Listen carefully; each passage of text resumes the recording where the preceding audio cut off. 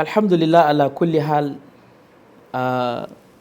kamar yadda ka ce wani abu aka yi misali da aka samu wannan gurin.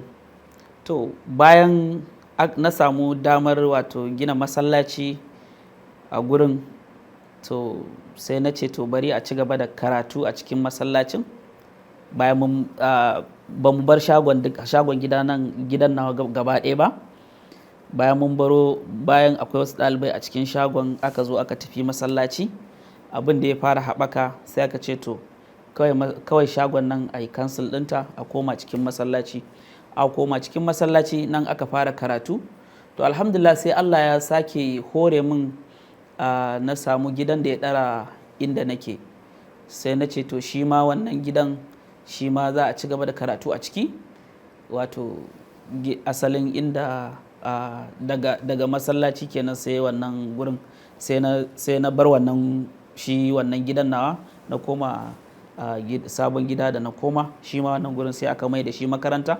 Daga nan ana karatu, wannan tsakani yana da nisa. Wannan gidan nawa da na bari da masallaci tsakani yana da ɗan rata sosai. To amma haka dai aka rarraba ɗaliban, ake yi. To daga nan kuma sai na sake samu 20 by 20. Daga nan kuma sai na sake siya, sai na yi rumfa. Akwai wanda ba zan manta ba, dole irin wannan sai an abinan, shi Alhaji Ibrahim Umar biyu yana nan, shi ma dai muna tare da shi a nan masallaci. Shi ne ya ce to shi ya bani bandir ɗaya na wato abinan inda za a yi rufi ɗin. Ya kawo bandir ɗin, shi ma aka zo aka yi rufin wannan rumfar. To wani ikon Allah, ba da daɗewa ba kuma sai Allah ya hore.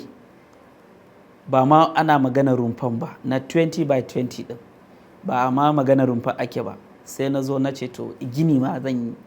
Sai na zo na fara na gina shi.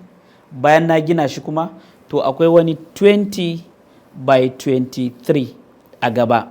20 by 23 a gaba.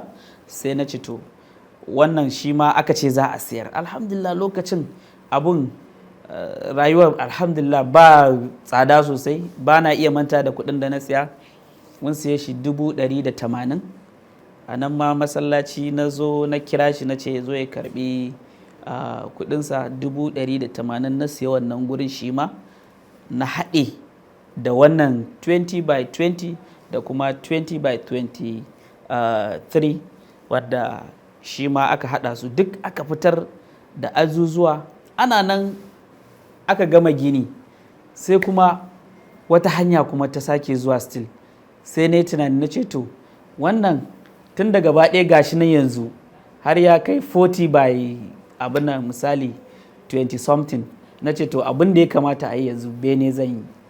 Aka je dai ana ta ƙiƙiƙaka, ana ta abin nan. Na zo na yi dakin a sama, kusan ruwa yadda ke shi kusan na shekara ɗaya, saboda babu yadda za a yi a abin nan ɗin. To alhamdulillah aka zo kuma aka samu daman ɗaurawa. To a yanzu maganan da ake ciki, ana karatu a ciki. Muna da azuzuwa akalla kusan muna da azuzuwa kafin a yi sauka, muna da azuzuwa 22 muna haya a ciki.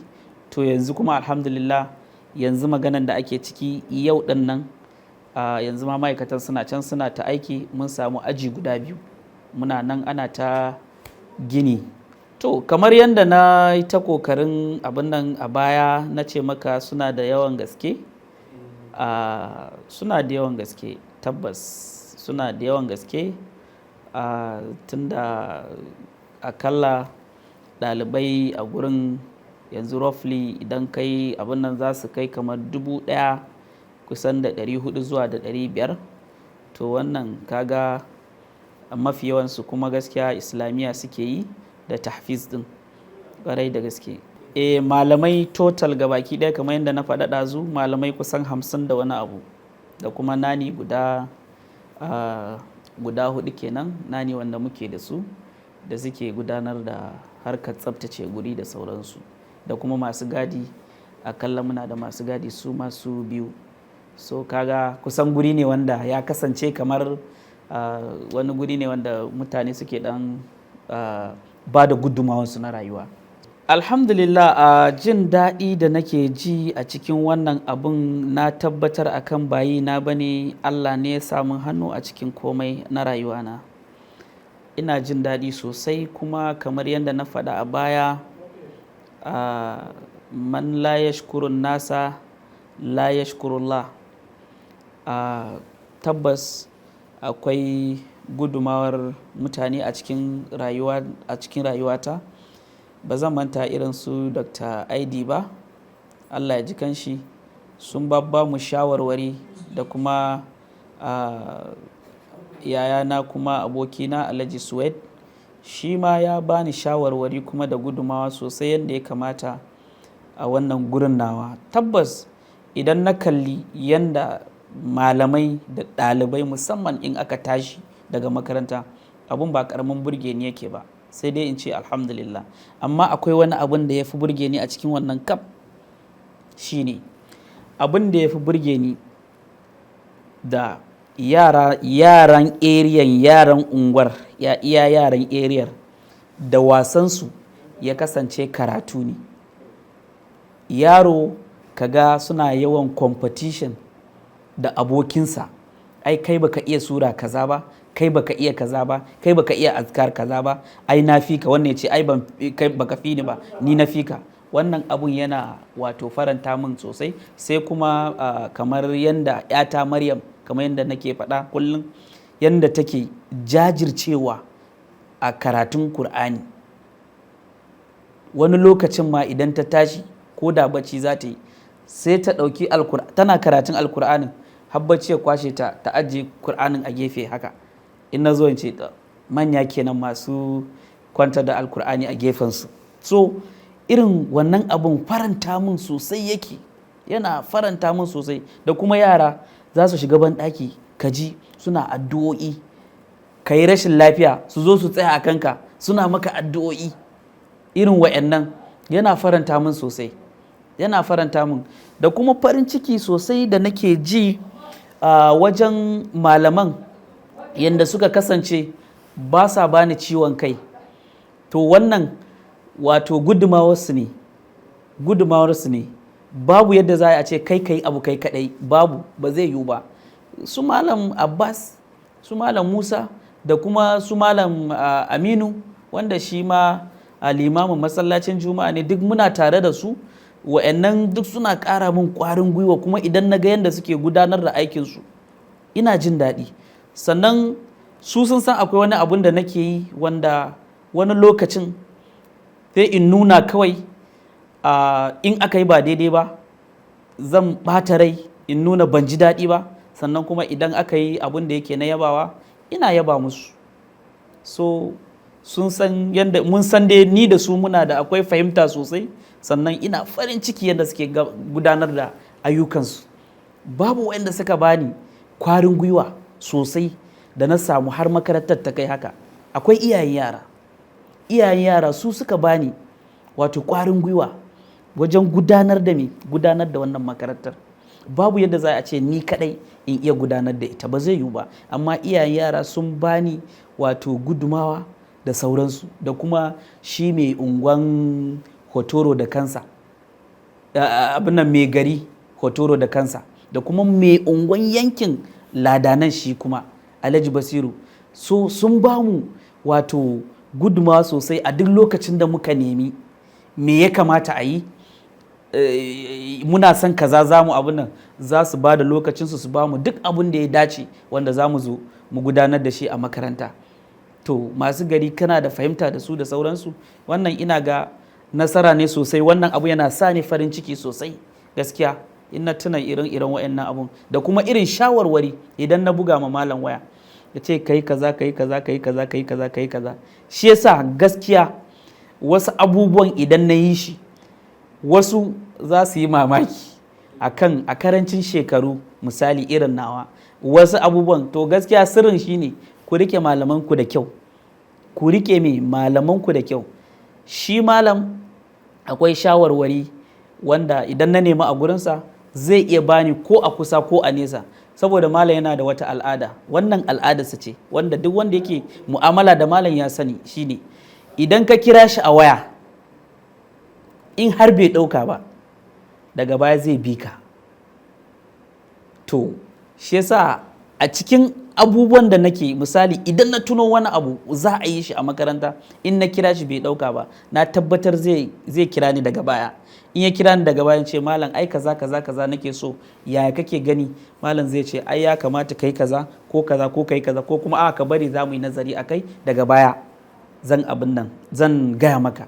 Idan kuma ya manta still in na sake tuna masa zai ce yawwa to kaza kaza kaza za a yi, ni ma na dan abin nan amma na yi tunani akai kuma kaza ya kamata a yi. Gaskiya so gaskiya ku rike malamanku da kyau, saboda akwai abubuwan da